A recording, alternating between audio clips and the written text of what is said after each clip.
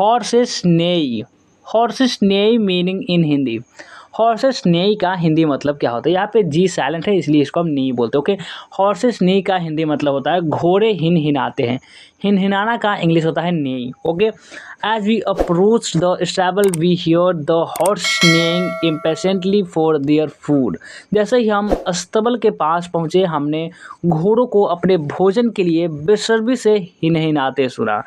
As we approach the stable we hear the sources नहीं horses neighing impatiently for their food. तो ये हुआ horses का हिंदी मतलब विथ एग्जाम्पल।